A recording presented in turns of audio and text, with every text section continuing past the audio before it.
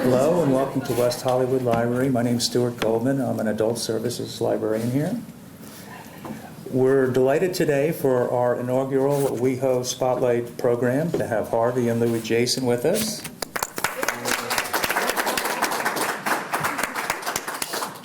Together they operate Mystery Pier Books. The bookstore is called one of the most important first edition shops in America. Mystery Pier Books opened for business in 1998 and has since met with much success.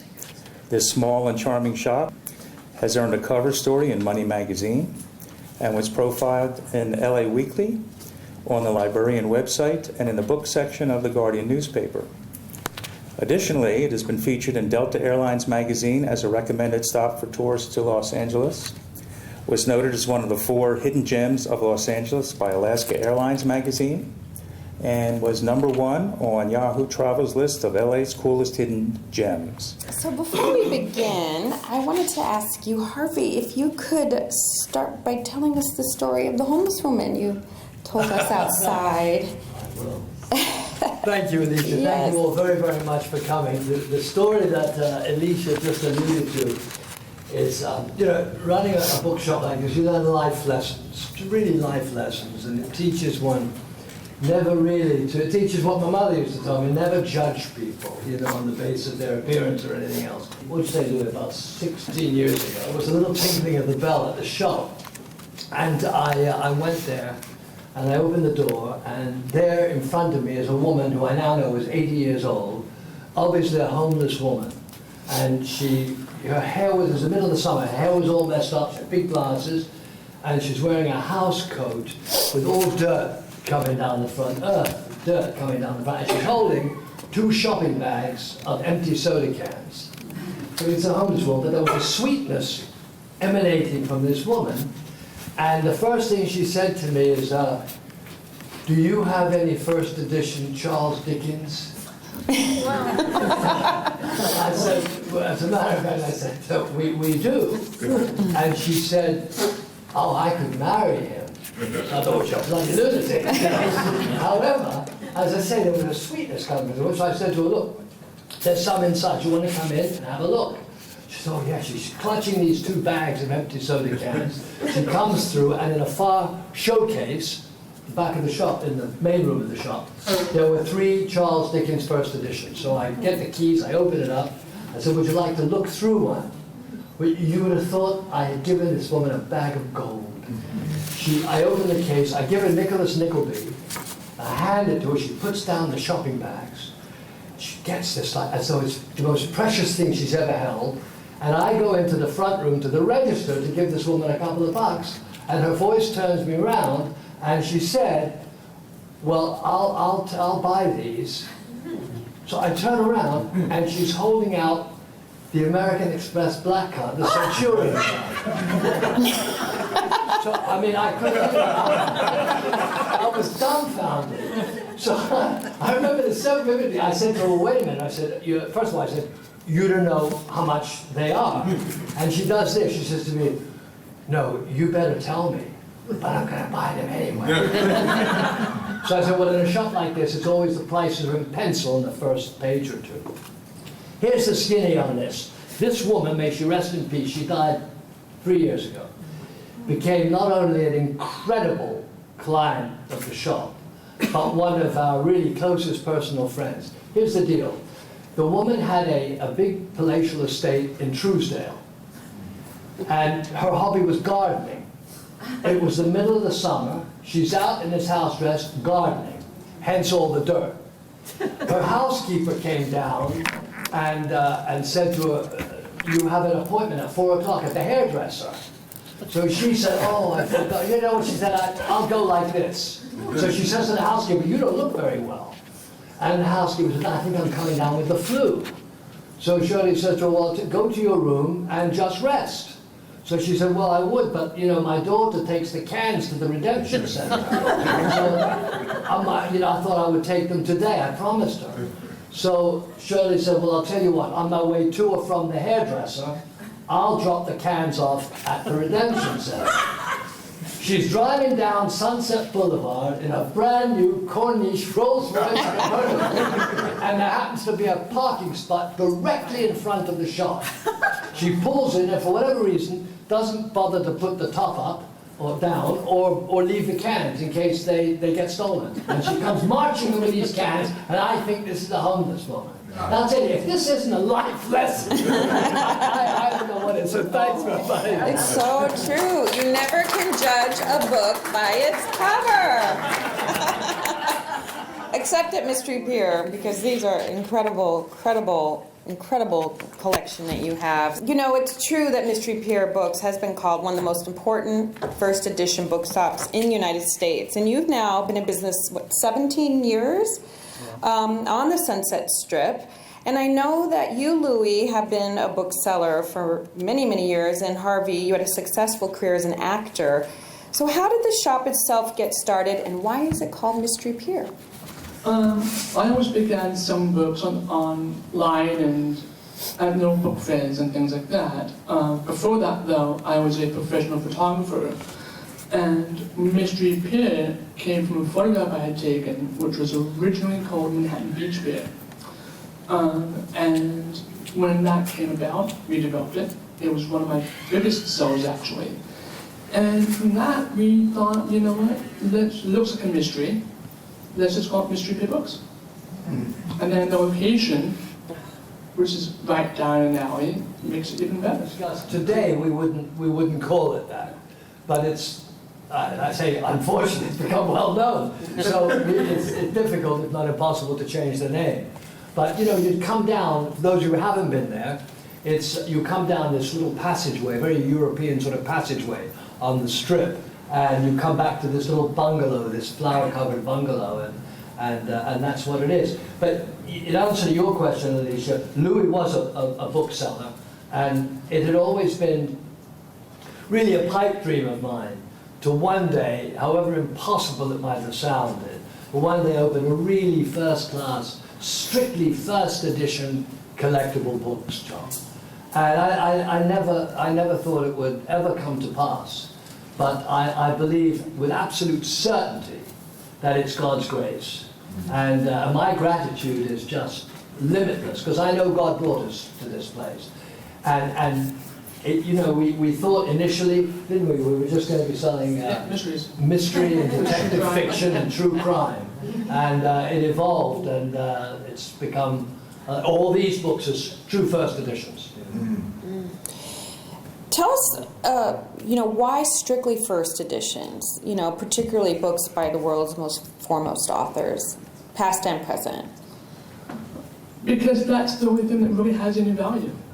It really is. I mean, it's kind of like, you know, you pick up a first edition and it's magic. You know, and you can, you know, they're great because you can, also with sticks, you can pass them down. You know, with anything other than a first edition, it's just a reading copy. Yeah. It's simple. You always describe it the best way. Books escalate at a much more rapid pace than art.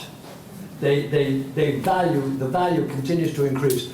And I'm not talking about modern, faddish kind of authors, you know, flashes in the pan. But we're talking about the stuff that we so like signed Hemingway and Dickens and Faulkner and Steinbeck, this kind of, and Kerouac and Salinger, this kind of stuff really rises and rises and rises. So to buy a first edition book, the correct title with the correct condition, because condition is everything, you're buying gold. You're buying gold. They'll never go down. Can you do also sell at your bookstore not only first editions, but often signed first editions? Can you talk a little bit about, you know, there's a great phenomenon. We all love to have our books signed, and often we like to have them signed to ourselves. But you do collect a lot of signed literature. You have some incredible in your collection. Can you talk a little bit about that, having them been signed? Yeah, you know, obviously a first edition, say, Gone with the Wind, there's one here, there's one here. Actually, this, I'll show you. This is, we put the cover on it, but we've had this rebound into full Oasis Morocco leather. This is signed by the author, signed by Margaret Mitchell. Well, you know, it would be like having a print and then having a print signed by Bernard of a famous artist. They're very, it stands to reason, I think, that anything that is signed is worth more than unsigned. So you get a first edition that's worth, say, any of these, several $1,000s, and you get it signed, and depending upon who that author is, you could double the value of the book. Now there are people who did not sign or signed incredibly rarely, and we were blessed enough to have a Salinger signed. That is really rare. You want to go to that one? That was a... You mean the inscribed? Yeah, that we to had? Becky Dougal. Yes, you're right, it was Becky Yeah. Dougal. It was a later edition, which is usually a huge no-no, but it was inspired by Salinger. And it said, to Becky Dougal, a few naughty pictures of you would have made this better than my roast book. Jerry. And that was interesting because it was raised high. It was the only thing we ever had that wasn't the first edition. But because it was inscribed by Salinger, it was incredible. And when they, Becky Dougal is a woman, as many of you might know, Salinger really favored the younger ones, the brownies and the Girl Scouts. But he had an affair with this woman, Becky Dougal, for over 30 years, and a very successful affair, and she was crazy about him. And he wrote that same line about a few naughty pictures of you. What was it? It was I think it was I might have the year wrong, but I think it was the 2000 Christmas issue of Playboy. Yeah. I think. You're right. There was a big story about this. So, it was sometimes you sell things and ultimately regret it, but we did this documentary on Salinger. They did a documentary on Salinger. And he asked me to be sort of the book expert on that. In 1941, 22-year-old Jerry Salinger wanted to join the army. But when he went to enlist, the military doctors rejected him.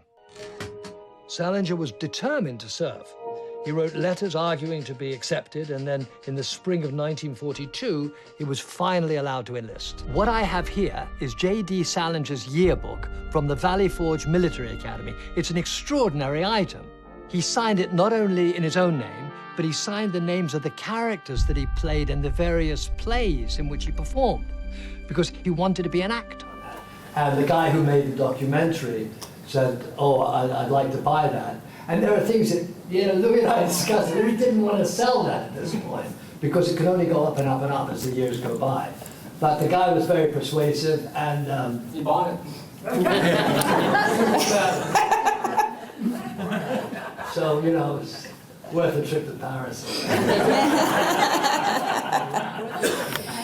Can you talk a little bit about the fact that digital ebooks are coming so common? I know that you can have your digital ebook signed now, but how is that going to go in the future? I mean, I'd like to think books are forever, but is that ever a concern? At least for me, it's not the actual thing. I can't, take it off a shelf or give it as a gift to someone, But when you look at the whole digital books, it has not affected us, thank God, at all. Because can you get a first edition of, let's say, Dickens on Kindle? No. No? Yeah. Or, a signed copy, let's say, of The Godfather. Same thing you were mentioning earlier on about signed ebooks. I've been told that is able to be done. I have not seen that done. But it ruins it. I mean, there shouldn't be, it should be literally, the book you take off a shelf and flip through and go, this is a great book, versus something that will lose power if you're reading on a flight, it's just wrong. But going back to the digital age, I mean, everything changes over time. Yeah. We have to get that. But the digital aspect, it's great for, everyone that likes to read. I'm not against it. I have a Kindle myself. I use it, thankfully, just for travel, as opposed to you as well. But having the printed word, holding it, it's just, I don't know, it's magical. Well, it's the format in which it was initially conceived, isn't it? A man writes a book, a woman writes a book, and writes the book, doesn't write a recording. And it doesn't affect, in terms of business, addressing your question, it doesn't affect what we do in any way at all, because you're only going to have a first edition. You're going to have a first edition digital book. There we are. Some people do. And we both, as Louis just said, we both have Kindles, and they're very, very helpful. But it's not for collectible literature. Talk about, you mentioned a couple authors, we've talked about Dickens. What about authors who are popular today and then they may die? Do their books go up in value? Death is a funny thing. it is a fact of life that a signature of a dead author Always helps. is. It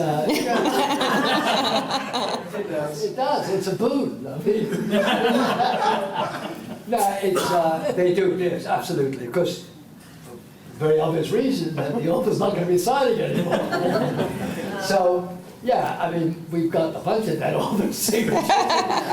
We've got Robert Louis Stevens, a lot of them, Yeah. So yes, it does raise the value of a book. If a well-known, internationally famous author dies, it certainly does. And yet, strangely enough, ironically enough, sometimes it doesn't. For example, I mean, Joe Heller didn't go up. No, Joe didn't go up. Everyone thinks that, let's say, Joe Heller just wrote Catch-22. He did not. But when he passed away, the only people wanted was Catch-22.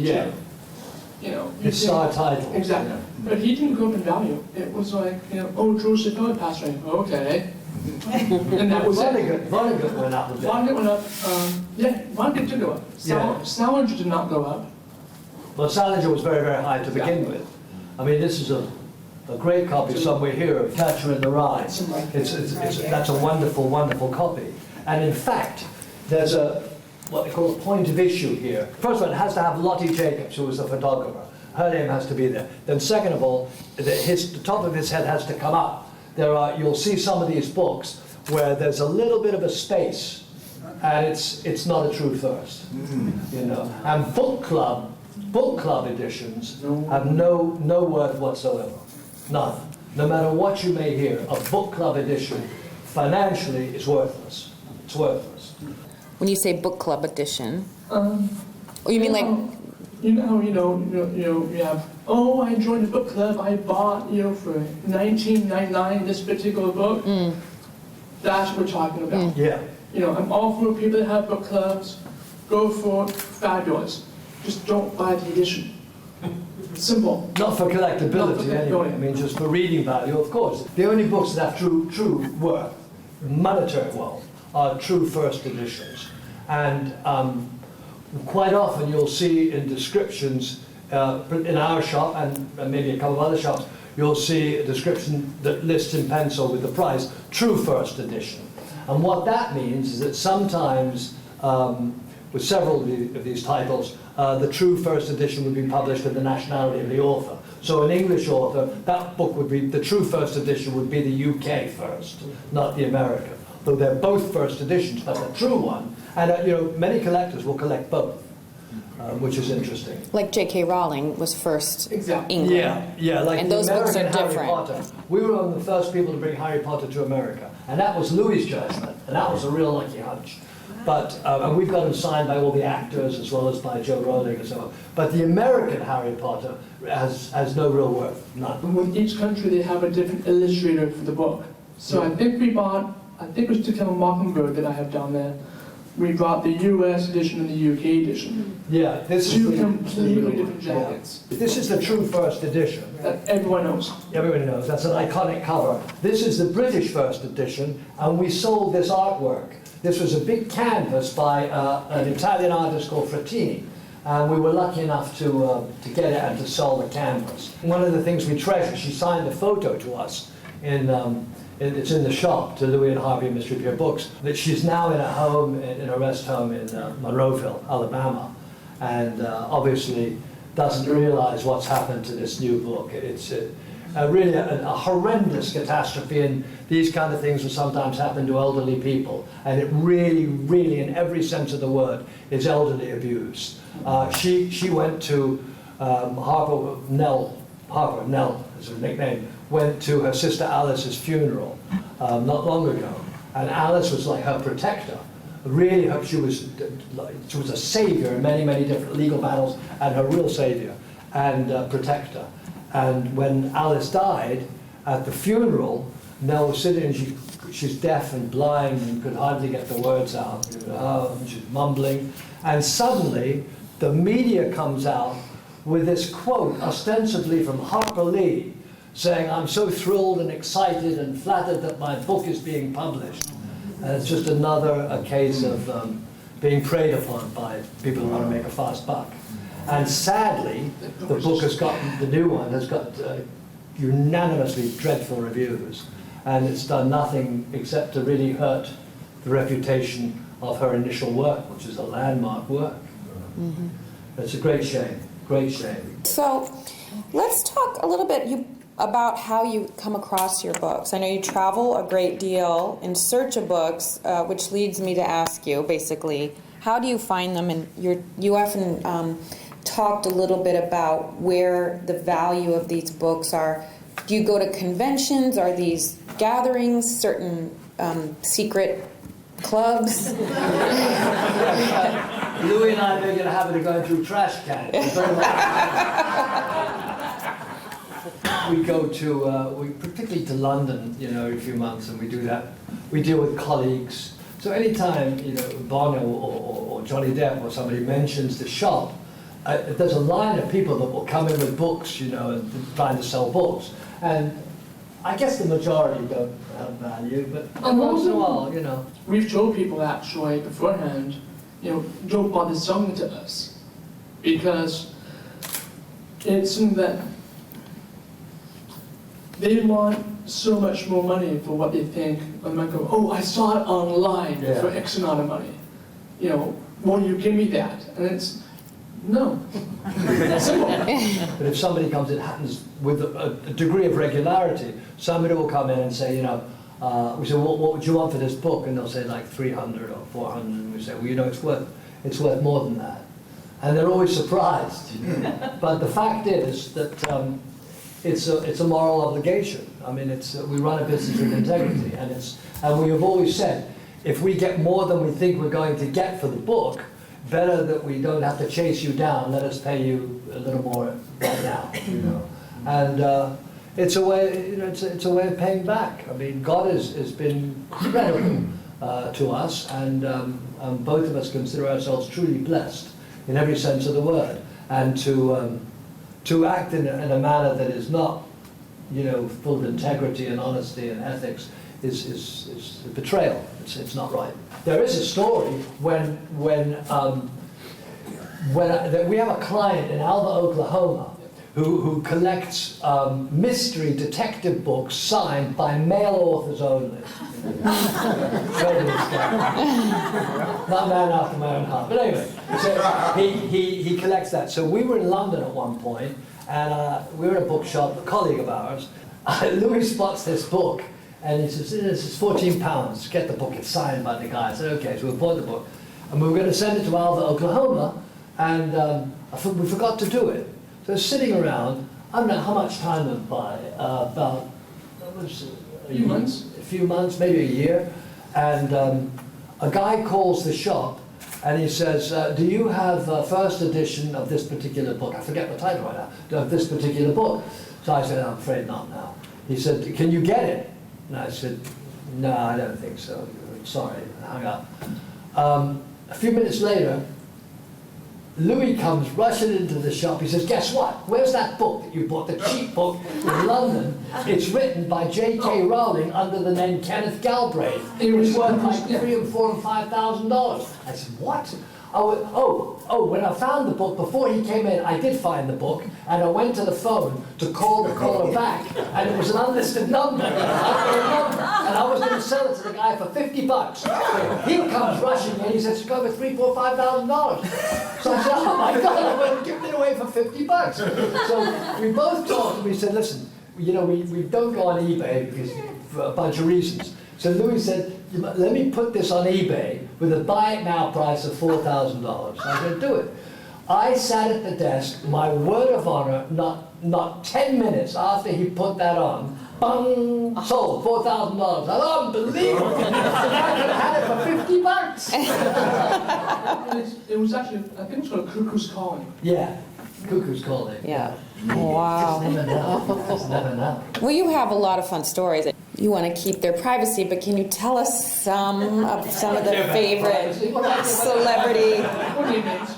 your celebrity clients? Because, I mean, first of all, where you're located is very secluded. I mean, if you haven't been there, I suggest making the journey. It's right, it's right in the middle of the Sunset Strip, but it's just this tiny little alley. It's almost like in a Harry Potter land to go down the little alley, and you're just guided by the paintings of the flowers, and then you're greeted at your cottage, and it's really truly magical. And so I would imagine a lot of celebrities feel comfortable going there, but because of that. We're dealing with the girl, the assistant, the secretary, rang up, an Irish girl, and at one point and said, "Oh, Harvey, listen, we're staying at Chateau Marmont. We need to get some gifts. Are you there? Louis there?" I said, "Yeah, we're both here." So he said, "Oh, we'll be right down." So I said, "Well, I'll come down." So where can we park? I said, "We can park in the back." So I go downstairs, and I swear to you, the longest stretch limo. I mean, we've all seen long limo. This was unbelievable. This huge long limo comes up there, takes up half the alley, and Susan Hunter, who is their assistant, Susan gets out, and another girl gets out, and she says, "Oh, Harvey, this is my friend so-and-so." And then Bono gets out. She said, "Oh, Harvey, this is Bono. Bono, this is Harvey." I was knocked out because I had never met him, and I know Louis is a huge fan of you too, huge fan. So I didn't say anything, and I said, "Well, come on in." And Bono and I are chatting on the way in, and as we come in, Louis is in the office area, which is secluded from the place. And I said, "Oh, Louis, come on out. There's somebody here I want you to meet." He comes out. I said, "Louis, this is Bono. Bono, this is Louis." And his eyes were like, they like Irish literature. They like to give Irish literature as gifts. You know, Johnny Depp comes in, and we have to thank Johnny for the enormous sale of T-shirts.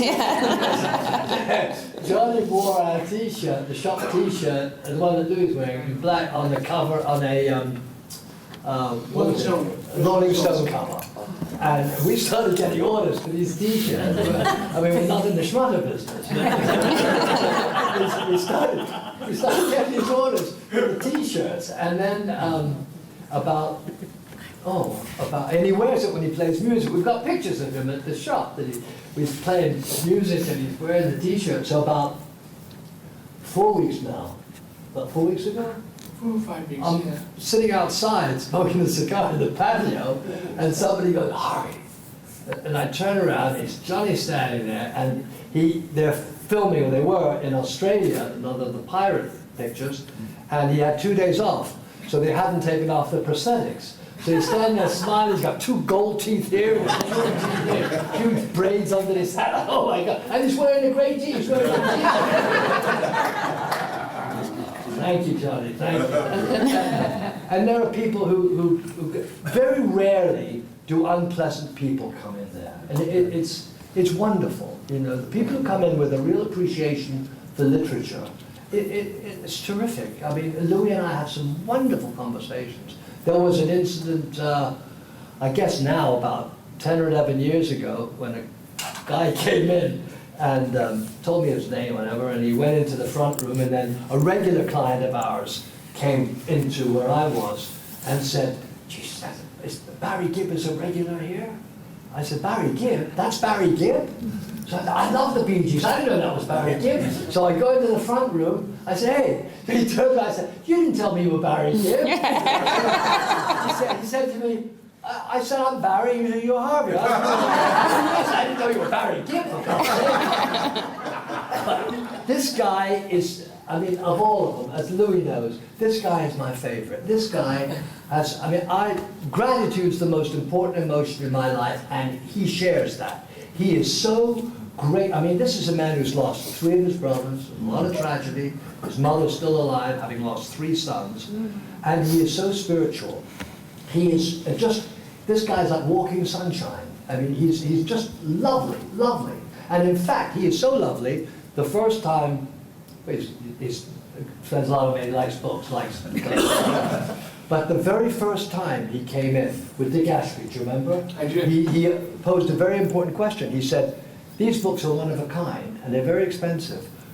You ship FedEx, supposing one of them goes missing. And I said, you know what, Barry, I never thought about that. So I have friends in Miami, which is where he lives, and I didn't want to embarrass him, so I said, well, I'll tell you what, I have to go down to Miami to visit friends, so I'll fly them down. It was worth it. I'll fly them down to you.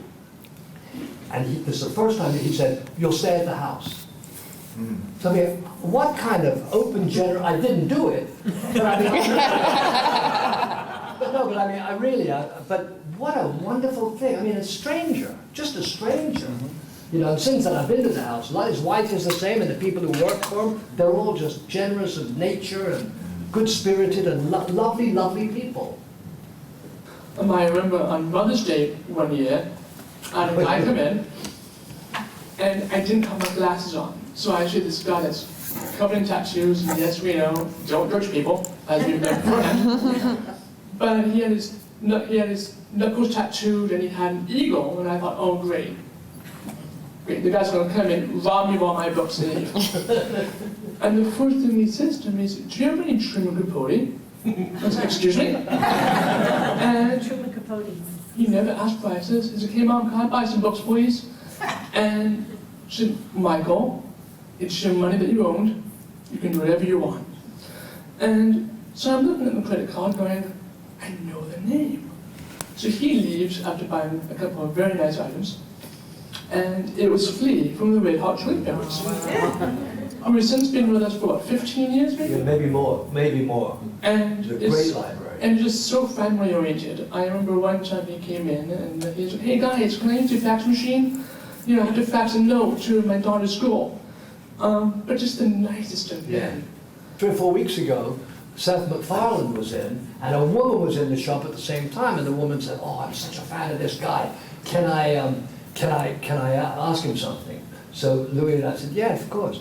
He's a nice guy. So she went up to him, she said, oh, Mr. MacFarlane, she said, I'm such a fan of yours. And she said, beyond that, my best friend is a huge, just adores you, and she's getting married in 3 weeks. Could I possibly take a picture of you? So he smiles, he says, nah, I'll do better than that. Put it on video. I timed it. He did a 3-minute, he wanted the woman's name, the bride's name. He did a 3-minute video in the voice of Stewie. to this woman for the wedding. I thought, what a wonderful, I mean, that says so much about the man. You know, what a wonderful thing to do. Wonderful thing to do. And look, people come into the shop and we know that some people have terrible reputations in the business. But they come in, and maybe it's the literature, you know, they're genuinely very, very, very nice. Very nice. They're respectful, you know, and we're friendly, and, you know, we've made some good friends over the years with a guy came in, Olivier, a guy came in a few years ago, very tall, very handsome fellow, with his girlfriend. This guy's about 40, with his girlfriend, and they're looking around, and they bought a couple of things, and then he takes me aside and he says to me, look, I want to buy some gifts for her. I'm staying at the Chateau Marmont. We're leaving tomorrow back to Europe. And he said, can you call me, and I want to discuss stuff in private without her hearing. You know? I said, sure. What's your name? He said, Oliver. So I said, what's your last name? He said, let me spell it for you. I don't need the paper. And it was Sarkozy.